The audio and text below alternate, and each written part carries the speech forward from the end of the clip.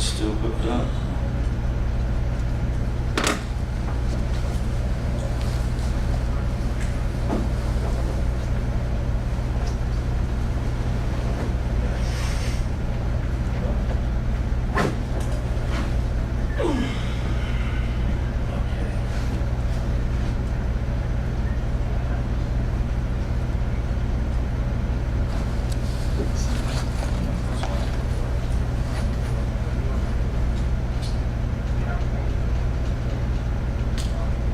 I guess it's just audio's not working right.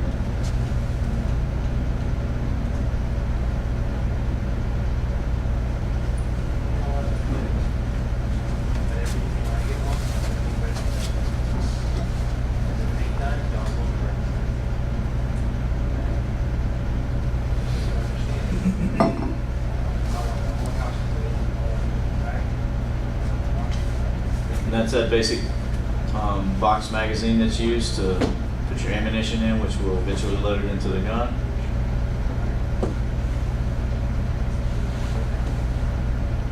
Six of you guys are already pretty familiar with me being out on the range. So I'm obviously with the Sheriff's Office, training corporal with them. I've been with the Sheriff's Office for a little over 4 years, but I came here with about 10 years of law enforcement experience from another agency. I was also overseas contracting, doing security work over there for about 3 years, and then I was in the Army prior to that. Been an instructor for about 13 of my 17 years of law enforcement total, so hopefully I'll be able to help you guys out with something. I know we got guys here who've already been to the range, so a lot of this stuff is going to be redundant, but like I said, whenever we got out to the range, I know we got varying degrees of experience and knowledge with firearms and tactics and everything from you guys. So we're just starting from the basics, just like you're a basic recruit, and we're going to go up. Not to insult anybody's intelligence, but I never know what my audience is. So if I start at the basic level with the fundamentals and go up, it's just good for everybody. Even if somebody hasn't done things in a while, you go to those fundamentals, it reinstills them and lets you go from there. So your operator course that you're going to be going through, and like I say, I know some of you guys have already been through it. Basically, you're getting 80 hours of basic firearms, 16 hours of precision pistol, successful completion through an ongoing evaluation of skills performed throughout the course. So it's not just any testing we have as far as like your qualification or any handwritten test. You're being evaluated the entire time you're out there on how well you manipulate the weapon, how safe you are, because safety is paramount, especially when you're dealing with firearms. And basically, it's a pass-fail basis. You're being graded the whole time you're out there. For your actual test, as far as your qualification, it's based on the 48-round course. It actually is the 48-round FDLE course that's used in the basic academies all over the state of Florida. Firearms program itself is also based on the same program. Passing is 85%. It's a 48-round course, so 85% of that is 41, so you have to get a 41 out of 48. The state legislature has mandated that you guys pass at the 85%. Academy level is 80%, so it's 39 out of 48, but the legislature wants your guys to be a little bit higher. So not only will you be required to do the 85% instead of the 80, you're also required to shoot about 10 to 20% more than we currently do at an academy. Academies usually run from 1,200 to 1,500 rounds that you're shooting. So somewhere about that, if you take 10, 15% of that, I don't know, that's how many rounds you're going to shoot. Probably a little more than that, because the guys that have already been out there know we shot a lot of different drills. So we put a lot of rounds down there. As I talked about earlier, safety is always paramount when you're dealing with firearms. Causes of firearm accidents, the main ones, first one is ignorance. A lot of people don't like that term because, they're like, oh man, don't call me ignorant, that's not nice. Okay, well, the term actually just means lack of knowledge. It means you don't know the information you need to know about the subject matter. So it does sound like a derogatory term, but basically ignorance is lack of knowledge. You should not operate a gun without knowing basic safety rules and how to operate the gun itself, or how to manipulate the weapon. Then you've got carelessness and negligence. Basically, somebody who knows the safety rules and they know how the gun operates, but they don't really follow those rules, and accidents can happen that way. So, little video. Some of you guys might have seen this before, especially if you have a law enforcement background. Waterboard. 2008. And like sound's not. These guns know this is something you guys about. I have a whole lot more to tell you. He's in a classroom with kids and he's talking about firearms. I got these guns. I have a gun on my side right here. Just this week, at the beginning of the week, a young boy, not even 16 years old, was killed because he was playing with a gun. And see, this is an unloaded gun. Right here, this is a gun. This is a Glock 40. 50 Cent, Too Short, all of them talk about Glock 40. Okay, I'm the only one in this room professional enough that I know of to carry this Glock 40. I'm the only one.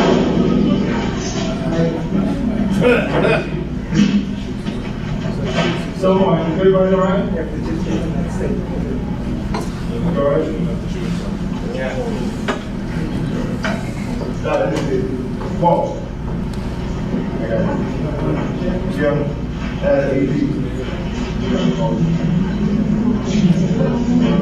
yeah, come on. Listen up, guys. But, listen up. And I made a mistake. So listen to me. Guys, listen to me. Yeah, listen to me. See that how the accident happened? It can happen to you and you can be blown away. Okay? So guys, never play with guns. See how accidents happen? They happen. Okay, now I'll probably never be able to show guns again. But Brian, bring that other gun out, Brian. Brian. Yeah, Brian, leave that right there. Leave that right there. Brian. I ain't making you over right now. Bring that other gun out. See this gun right here, guys? Listen. See this gun? Now they're offering it up. It's different. It's an empty weapon, guys. Listen.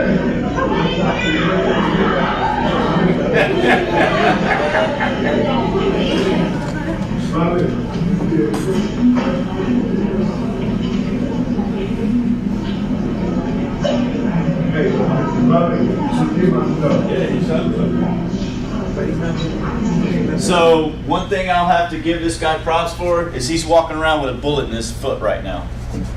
He just shot himself accidentally. Supposed to be a professional. He's a DEA agent. Was going to be talking about firearms to the kids and talking about firearms safety. And what does he do? Has a negligent discharge and shoots himself in the foot while he's up there. I don't know if you guys actually saw the gun when he was holding it up and he had it locked back. Yeah. He's like, all right, this is a safe and empty gun. You can see the magazine is still in it. Ooh. So that's what happened. He actually locked it back, went over and showed somebody. He's like, all right, it's clear. Well, apparently they didn't do a very good job either, because if you looked down in there, you would have seen there would have been a round in the top of that magazine. It just hadn't been loaded in the gun yet. So as soon as he let that slide go forward, it picked up that round, put it into the chamber, and not only was he walking around with, and you know, he's got students in front of him, he's got the gun right here, a live gun, and you know at one time he had to bring the gun down like that, so he muzzled the people in front of him, kids that were in the school, and then what does he do? He's got his finger on the trigger. So if you follow, and we'll go over the 4 cardinal rules of firearms safety, that if you follow those rules to the letter, then pretty much nobody's going to get hurt with that. And you might have minimal property damage if you're following those 4 rules, which we'll go over in a minute. But needless to say, that guy was a DEA agent. So they're arresting this guy. I don't know if you just saw what happened. Backup officer has covered him with the firearm. Left fingers on the trigger, pointing down at her partner and at the guy. Pulls the trigger. Round goes off. Luckily, neither one of those guys were hurt. Oh my God! Right next to the dude's head. Yeah. Wow. And let's see. Guys, this happened pretty recently, so you guys might remember it. FBI agent. You see the muzzle blast? So he flips over, gun falls out of his waistband. Woo. He goes to pick it up. As soon as he goes to pick it up, his finger's on the trigger, and the gun goes off and shoots a guy in the crowd in the leg. That guy's probably no longer an FBI agent. No, they just gave him back his rights to carry it. They did. As an FBI agent, or Yeah. are you kidding me? I'm serious. No, it's the FBI. They're the best. Ask them, they'll tell you. Sorry. All right, firearm safety. 4 cardinal safety rules for firearms. Treat all guns as if they're loaded. If you do that, whether you never say, "Oh, it's unloaded, it's unloaded." Treat it as it's loaded, no matter what the condition is. If you treat it like it's loaded, things will be okay. Always point the muzzle in safe direction. Basically, don't point the muzzle at anything you're not willing to shoot. Okay? Don't just mess around with the gun and point it around somewhere. Unless you're actually actively willing to put rounds on the target, do not point the gun at it. Keep your fingers straight and off the trigger, outside of the trigger guard until you're ready to fire. Know your target, backstop, and beyond. You guys are going to be working in schools. There's going to be a lot of backstop and beyond in schools. You're going to have kids, you're going to have faculty, you're going to have all kinds of other things going on. So before you take a shot on someone, you guys think for that split second, okay, first, am I justified to take that shot? And we're talking about deadly force, which we'll go into in a little bit. And then, should I take that shot? Okay, if there's a bad guy right here, but there's a bunch of people around him and you're not that proficient with the firearms, you might not be able to take the shot. It's a thing, it's you have to find that out for yourself. One, when you go out to the range and you figure out how proficient you are at shooting, but it's a question you have to ask. Am I going to be able to take that shot? I'm going to be able to put the shot on the target and stop the threat? Or are my rounds possibly going to go errant left and right, up and down, and there's people behind them that I need to worry about? So it's things you need to think about. You see it in movies all the time, and obviously it's movies, because one thing, guns never run out of bullets in movies. I wish I had one of those, but I've never had one. And then you see like a guy running through a mall or something, and you know, it's usually it's a cop or some sort of federal agent is shooting at him. But I'm like, really? You see all those people around there. Are you really that good at a moving target? You're going to be able to engage that guy without rounds possibly going and hurting somebody else? So it's just some things you need to think about as far as firearm safety. Where did it go? It's hiding. Okay, so general rules of firearm safety. Again, treat every firearm as if it were loaded, whether you think it is or not. Each time you pick it up, put it down, or hand a firearm to another. Open the firearm's actions and physically and visually inspect it and make sure it's not loaded. This is called a safety check. You guys that have been on the range with me already know. We pretty much do this after about every course of fire to make sure that everybody's safe with the guns before we come back off the line. Anytime you're going to hand a gun to somebody, you do that visual physical inspection. You're not just looking, but you're checking to make sure there's no round in the chamber, there's nothing on the breech face, and there's no magazine in the magazine well, if we're talking about a handgun. And pretty much the same thing if you're talking about a rifle too. You check the same basic areas. Nomenclature might be a little different. So for a safety note, never rely on memory to decide if a firearm is unloaded. Open the action to physically and visually check every firearm you handle during the course. If you touch it, open the action and check it. Keep your fingers straight and off the trigger and against the frame when drawing the firearm or returning it to the holster, or anytime you're not on target and ready to fire. Fingers should not be on the trigger unless you're on target and ready to fire your rounds. With the pistol pointed in a safe direction, the index finger should be placed alongside the frame of the pistol, above and away from the trigger guard. Something such as that. Never leave a loaded firearm unattended. That should be self-explanatory. Safety check each firearm before you use it, before cleaning or handling a firearm. Be sure it's unloaded, pointed in a safe direction. Never clean a loaded firearm. Never point a firearm at anyone or anything you don't intend to shoot. As far as the actual cleaning a loaded firearm, that's probably where the most accidents happen, where a self-inflicted gunshot wounds or someone else getting hurt, is when a person's going to clean their gun and they're like, oh, it's empty. Well, it turns out it's not empty. Usually they'll drop the magazine and they'll forget that there's one in the chamber, or they'll lock it back and they'll forget to take the magazine out. They'll let it go forward and they're like, oh, I got to take the magazine out, and they'll forget there's a round in the chamber. We actually have a sergeant with the sheriff's office who a couple of years ago ended up shooting himself in the leg with a .45 because he was cleaning his unloaded firearm that obviously was not unloaded. Otherwise it wouldn't have fired and shot him in the leg. It was his personal firearm, it wasn't one of ours. So always point the muzzle in a safe direction. If the weapon is pointed in a safe direction and fires, it causes no personal injury and minor, if any, property damage. Environment dictates what direction is safe. In a building, for instance, people may be above you or below you. Safe direction is generally muzzle pointed down at 45-degree angle away from your body with the finger outside the trigger guard. So just because you're in a room somewhere Like this is a one-story building, but if you're in a multi-story building, just down or up may not be the safest place. Just depends on your environment. Rules on the range. Okay, immediately obey all directions and commands from the range instructor. That just helps us run things smoothly and safely.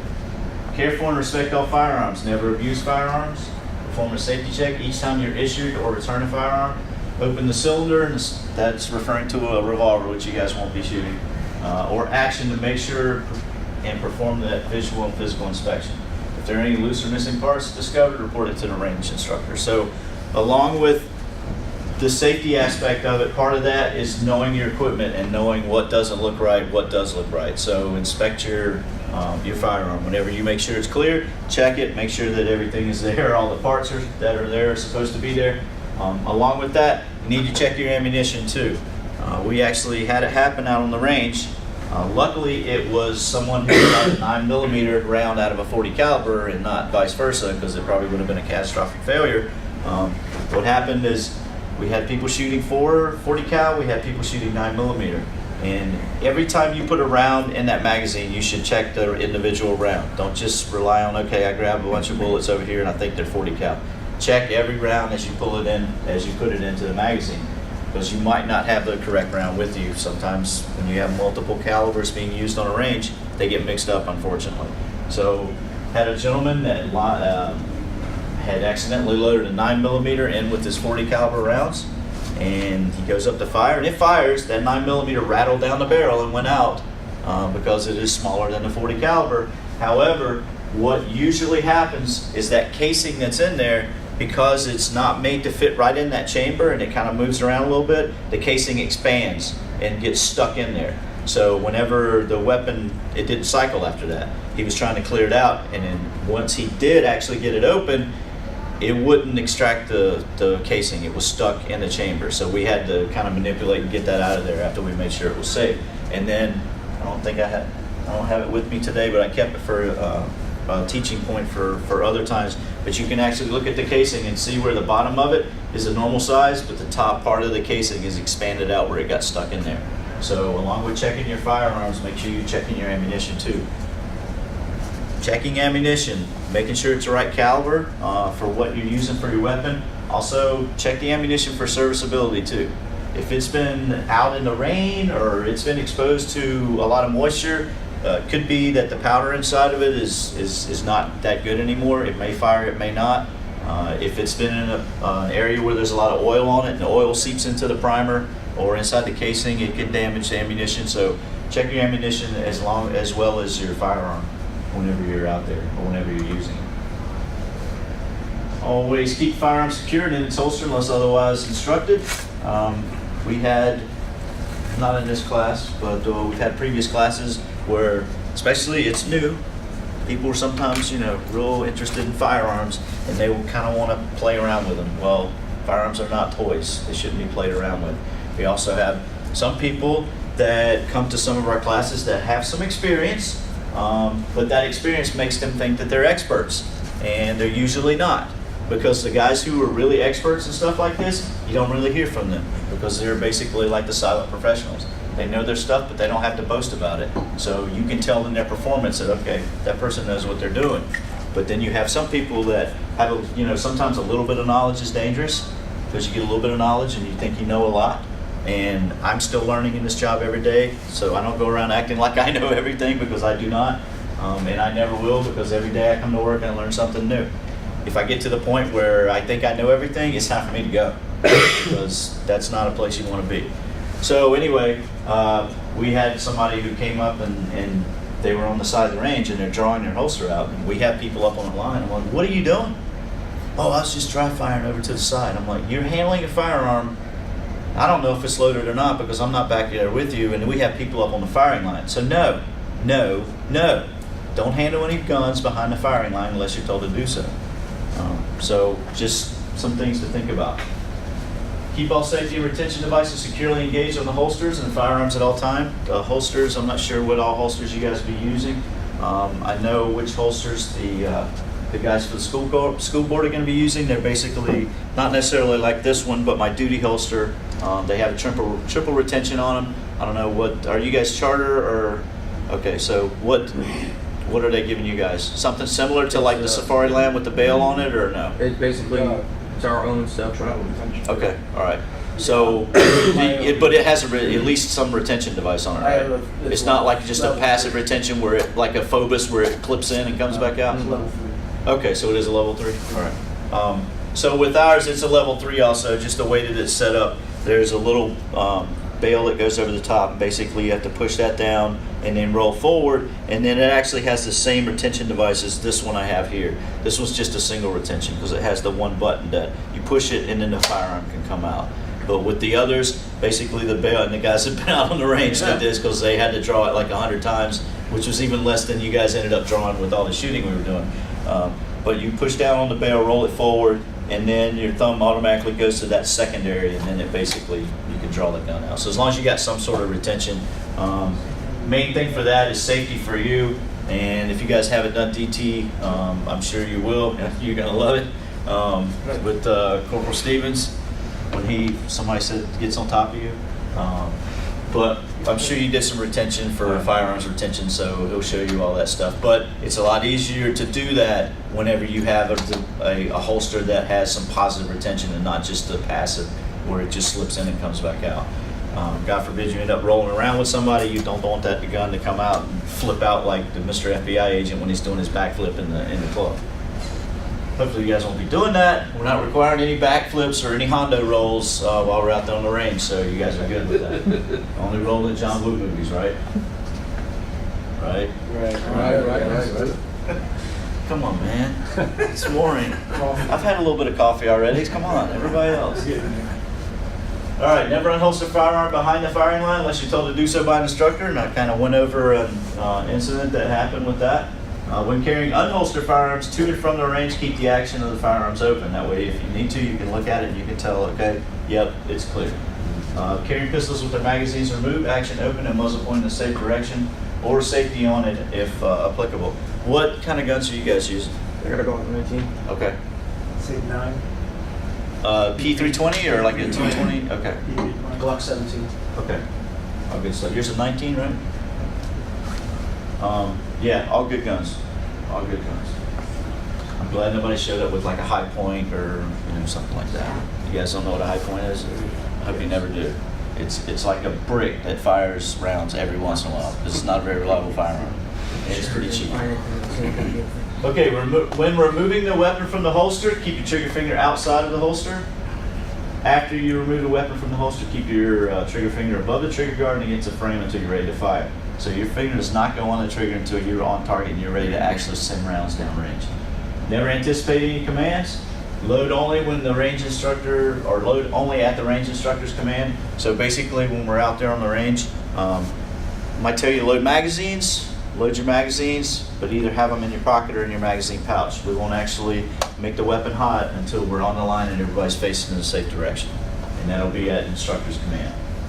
Never been to retrieve ammunition dropped during loading or anything else if you're on the firing line. Retrieve dropped ammunition only when a range instructor declares it safe to do so. Range instructor will tell you to retrieve your equipment. You will perform unloading procedures even if the firearm is unloaded when the range instructor issues the unload command. And the guys that were out there with me before know, even though one of the things we do, and we'll go over the actual range commands in a minute, but one of them is unload and show clear, and that's basically you're dropping the magazine, locking the slide open, doing a good visual physical inspection, make sure it's clear and empty, and then we have you go slide forward on an empty chamber and holster it up. Everybody pretty much does that at the end of every firing order, but then because I'm the range master and I can't see everybody, and even the instructors, they can keep an eye on as many people as they can, but we need to be 100% safe. So at the end, and you guys remember, safety check, I had everybody draw it out, point it down range, lock it open, even though we've already done it, so redundancy would make sure that everybody's safe. Just whenever you're out there, bear with me, we're doing it for safety reasons. You might say, man, I've already cleared it. Okay, well, it doesn't hurt to try to clear it again, just to make sure. When you're on the firing line, leave the range only instructor's command. If you're up on the line and something's going on, I don't know, maybe your coffee kicked in and you really got to go or something like that, then let us know. All right, we're not, you're not in prison. You don't have to say taking off boss or anything like that, okay? You can go to the bathroom, just let us know. Don't just all of a sudden take off running off the range, because we need to make sure you clear the gun first, or you'll pass it off to an instructor and we'll clear it for you. Don't just take off from the firing line. Always point unholstered firearms in a safe direction. Stop firing immediately at a ceasefire command. We don't use this ceasefire command a whole lot because we usually give you guys a prescribed number of rounds to shoot, or in a certain scenario, and then once you guys shoot those, then we clear and we're done. About the only time we'll call a ceasefire is if there's some accident or there's some issue that we have to attend to, and we need everybody to cease fire and holster up while we take care of it, so we don't have guns out. Going back to the last slide where I talked about picking things up, it's human nature if you drop something, to bend down and pick it up. Don't do it on the firing line, because we might still have people with guns out, and I don't want you bending down to pick something up when, God forbid, there's somebody beside you with a gun still pointed down range, and the worst happens and they accidentally discharge the weapon while you're down there. So we'll take care of it. If you drop something, let us know. We'll make sure everybody's clear, and then we'll say go ahead and pick it up. So I know it's human nature to just bend down and pick it up. Just try not to do that when you're out on the firing line. And that kind of goes into the next one. Never handle firearms on the firing line while someone is downrange. Dry firing on the firing line only under range instructor supervision. And there's a reason I put these in there, because things have happened in the past that we've had to put these things in here. Just like warning labels on stuff, like, you know, McDonald's started putting caution hot on coffee, which most people, unless you drink iced coffee, know that coffee's hot. But all of us have probably heard the story back in the day where the person spilled the hot coffee on them and they sued McDonald's because they're like, well, I didn't know the coffee was hot. Well, it's coffee, okay? It's like iced tea is iced, coffee is usually hot. So a little common sense, but we're a pretty litigious society, so we can sue anybody for anything these days. Use only fire-approved ammunition. Okay, I'm gonna have to revisit why I have put fire-approved ammunition. So basically, only approved ammunition. Especially if you guys you provide your own ammo. I mean, I know we'll provide practice ammo for you, but your duty ammo, is that something that the schools provide for you, or did they give you a mandate or something about, hey, these are the ammo, this is the ammo that you're approved to use? From my understanding, it's whatever ammo we want to use. Okay. Only thing I would caution you on that is factory ammo, not reloads, because you never know what you're getting. And I mean, I know my dad used to reload ammo and he was very good at it, but I wouldn't trust, reloaded ammunition. One thing about it is it usually violates any manufacturer's warranty you have on firearms, depending on what you're putting in there. If you're using manufactured ammunition, from a reputable company, and then something happens, then more likely you're covered as far as, any warranty on your firearms or anything. So I would just say something that's, from the manufacturer, not something that's like reloads, or somebody's, put together some hot loads themselves or something like that. Mm-hmm. But I mean, that's ultimately going to be on private or charter or charter. Okay. Charter. Which school are you guys with? Union Park. Okay. I don't think I know them. I know the last was the Hope. Okay, is that a charter school or private school? Private. Okay. And they actually got with me, and I had a pretty long email thread talking about duty ammunition. That they wanted to know what we used. I told them. They wanted to know what some other people use, and I was like, okay, I'm not a guru on ammunition, but I know a little bit. But I can definitely tell you everything about our ammunition because it's what we use, and it's very good. So it would just have to be what your respective schools decide as far as ammunition. I would just caution against like doing reloads. Some manufactured ammunition from somewhere. Just out of curiosity, what do you guys use? We carry the Hornady tap ammunition, and like the 9mm is 135 grain. 40 caliber I think is 180 grain. Don't quote me on the 40 caliber, but the 9mm is definitely 135. And so you said it's TAP. Yeah, TAP, Tactical Application Police, is what it's used for. It has a little polymer tip on it. Yeah. It's supposed to help with over-penetration whenever you're shooting. It's still it's got good stopping power, but it doesn't over-penetrate. And I'm sure anybody that has to do with firearms is, the old 9mm versus 40 versus 45 debate and the FBI studies and all that. So just manufactured ammunition, especially duty ammunition, is all pretty well. It's all pretty good ammunition. They all operate pretty much in close parameters to each other. Some are maybe a little bit better than other in certain situations, but that's what we use for the sheriff's office is the Hornady. And we use it for everything. We use it for pistols, we use it for rifles, we even use it for shotguns. So we got the same duty ammo, obviously different calibers, but for every weapon system that we have. Even my sniper rifle uses Hornady, so it's pretty good ammunition. Always wear ear and eye protection on or near the firing line. Never talk on the firing line unless your instructor speaks to you or in an emergency. Be courteous to your fellow shooters. When you're not training, watch other shooters and listen to the range instructors. A lot of this comes into place where we have people on the line that don't have that much experience, and we have instructors that have to spend a little bit more time with them. And then we've got guys who have a lot of experience and they've done their shooting and they're shooting well, and they're like, man, come on. And you're just waiting, and it gets a little frustrating, but just be courteous to your fellow shooters. There are some people that have, different degrees of experience and knowledge in the area, so just let the instructors work with them and, roll with it basically. If you drop a firearm, notify the range instructor immediately. We will probably already notice if you drop a firearm, more than likely with the instructors we have out there. I don't think I've missed a drop firearm yet, and yes, I have seen it happen. I've seen it happen from the holster where I see it flipping and I'm like, this, waiting to see what happens when it hits the ground, especially if it's a SIG. Hey, see, all right. That got a little bit of a laugh. I'm kidding. But yeah, any firearm can fire when you drop it. Okay, that whole thing, and I'll just talk a little bit about it in case anybody has concerns. Okay, so everybody's probably seen the video that came out about the SIGs with the dropping, and then, it fires if you drop it. Okay, well, this is my challenge to you. Find any gun manufacturer that will come out and say, our gun will never fire if you drop it, because you're not going to find one.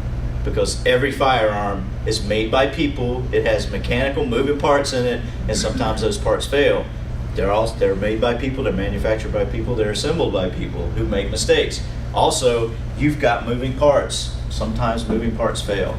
So I'm telling you, you'll never find any gun manufacturer that will say 100%. You could drop our gun every single time, it will never fire. You're not going to find one. So if you guys aren't familiar with a little bit of the backstory, anybody who's been in the military knows that the military was looking to replace the M9 Beretta, which I never liked when I was at it anyway. I like the old 1911s. But when they were replacing that, they're looking to Glock, and they're looking to other manufacturers, and they're looking to SIG. Well, SIG won the contract. So I can't prove it, but pretty sure some of those guys that did that video might have had something to do with Glock. But who knows? I don't know. The thing about it is when they made that video, all you see is the gun being dropped. So you don't know if there was anything done with the mechanical internals of this gun or not. Another thing that I noticed too, if you look in the background, because I'm a cop and I was a detective, so I kind of try to look for everything, is there's a guy in the background with shorts and flip-flops. And I'm like, so this is a professionally made video, and there's a guy in the back with shorts and flip-flops while a gun's being dropped. So I can also tell you, myself and Sergeant Erickson, who used to be one of the sergeants in our training unit, he's out on the road now, we took one of our SIGs and we made a blank round by taking a live round and taking the casing, or taking the actual bullet out of it and dumping the powder, so all it had was a primer. And we dropped one of these guns 37 times. Not only did we drop it on concrete, but we were like slamming it down, trying to make it fire. We could not recreate what they did.